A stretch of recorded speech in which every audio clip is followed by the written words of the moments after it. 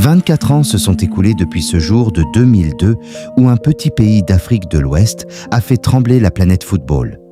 Le Sénégal, nation de la Teranga, affrontait la France, championne en titre, et personne n'attendait le résultat que l'on connaît.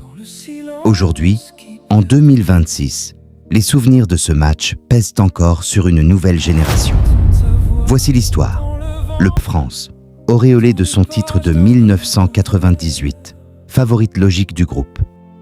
Mais derrière les maillots se cachent des mémoires, coloniales, culturelles, émotionnelles, qui donnent à ce match une portée particulière.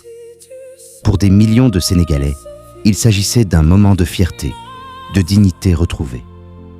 La Teranga n'était pas seulement un mot, elle était une manière d'être sur le terrain. Le match commence. Les Lions de la Teranga entrent sur la pelouse avec une unité exceptionnelle. Ils pressent, fermes et solidaires. Ils ne laissent pas les Français imposer leur jeu.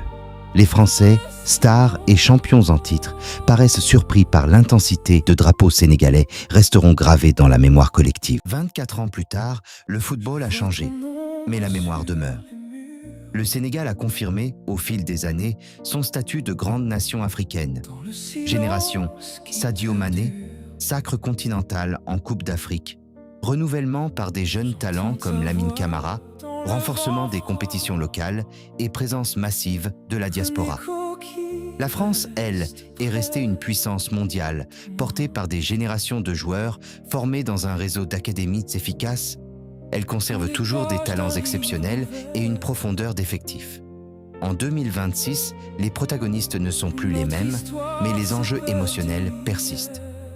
Côté sénégalais, on retrouve des hommes de caractère et des talents prometteurs.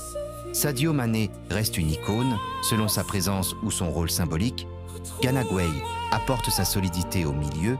Lamine Camara incarne le renouveau et l'énergie d'une nouvelle génération. Ces joueurs portent la fierté d'un pays et l'héritage d'un exploit historique. Côté français, tête de Kylian Mbappé. Allez, Kylian!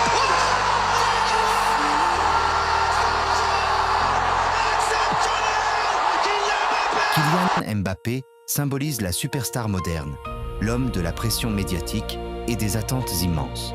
Autour de lui, des créateurs comme Olise ou Cherki représentent la jeunesse technique et le flair offensif qui font toujours de la France une favorite. Sportivement, le duel oppose deux philosophies. Le Sénégal mise sur la cohésion, le pressing collectif, l'engagement physique et la capacité à transformer l'énergie en action concrète. La France joue souvent sur la technique, la vitesse des attaquants, la profondeur des combinaisons et la créativité individuelle. Sur le plan tactique, le verrou sénégalais cherchera à limiter les espaces pour Mbappé et à contrôler le milieu pour empêcher les Français de dicter le rythme. La France, elle, tentera d'exploiter les transitions rapides et les erreurs de positionnement pour punir en profondeur. Symboliquement, le match représente bien plus qu'une confrontation sportive. Pour la diaspora sénégalaise, pour les jeunes Africains rêvant de carrière internationale, pour ceux qui ont vu en 2002 un acte de dignité, chaque minute de ce match réveille une mémoire collective. Pour les Français, il s'agit aussi d'écrire une histoire contemporaine, d'affirmer la continuité d'une grande nation du football. Les médias joueront leur narratif, revanche historique, confirmation du statut ou simple grande affiche sportive.